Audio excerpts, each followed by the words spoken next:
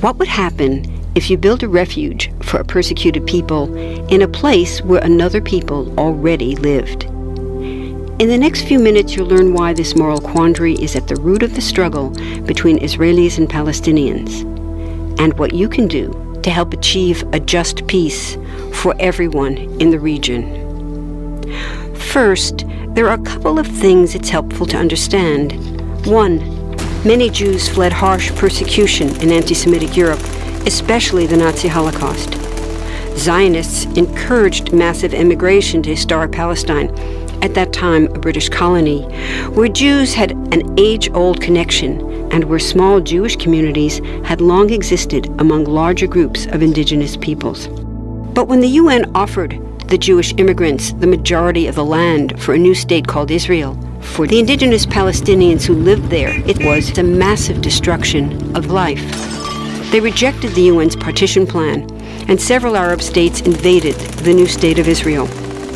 Israeli forces essentially erased over 400 Palestinian villages and towns.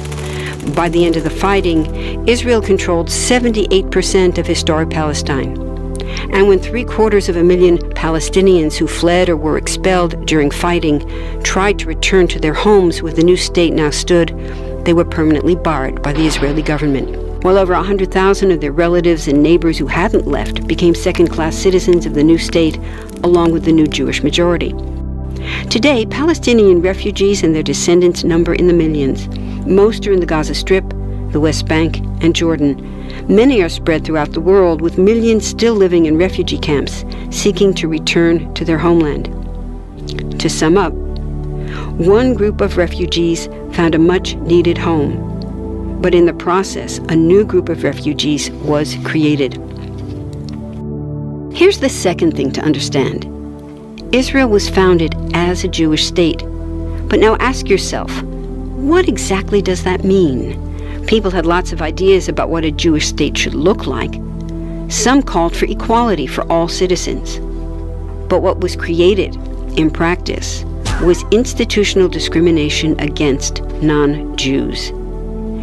In other words, Israel ended up being built on a blueprint of exclusion. The Israeli government wants maximum land and resources for Jews, but not the Palestinians living there.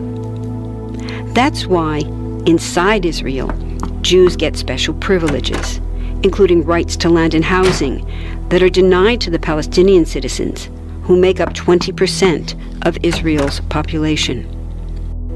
That's also part of why Israel has never defined its borders.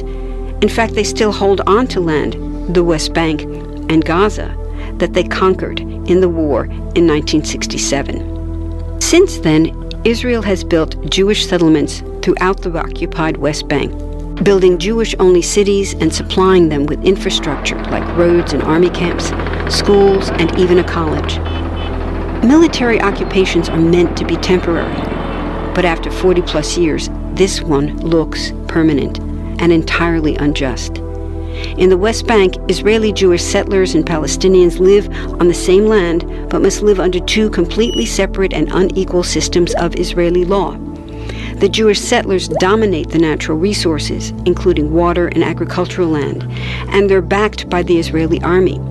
To maintain the occupation, Israel has demolished thousands of Palestinian homes and orchards, confiscated Palestinian land, bombed a captive civilian population in Gaza, and punished resistance with raids, arrests, and assassinations, all to gain maximum land while making life so difficult for Palestinians that they will either leave or be too afraid to resist. Palestinians have fought back. For decades, they tried to achieve national liberation through armed struggle. Some groups still do, but the majority now support popular protest instead. The deeply harmful pattern of control, repression, and violence profoundly harms Palestinians living under occupation and Israelis living as occupiers. This must be broken to reach a peaceful and secure future for both peoples. Now that you understand the problem, what about the solution? What about peace talks? So far, over 2 decades of U.S.-backed peace talks have actually made things worse by helping Israel continue the occupation. It's been years of talking while Israel massively expanded the Jewish settlements and literally redrew the map. Peace talks are good if they're real, but not when they're theater to cover a land grab. So now what? The current world superpower, the United States, has been a terrible friend, enabling Israel's destructive and self-destructive expansion onto Palestinian land by funding the Israeli military, the biggest recipient of U.S. foreign aid in the world. But there's another superpower that can make the difference: you. There's a movement with hundreds of thousands of people just like you across the world, including Palestinians and Israelis, protesting, educating, divesting, and boycotting, all to bring nonviolent international pressure on Israel to stop violating human rights of Palestinians. Throughout history, where governments have failed to push for justice, people just like you, like us, have taken the lead and won. Now it's the Palestinians' turn for freedom and justice. We can pressure Israel to end the occupation and the discrimination.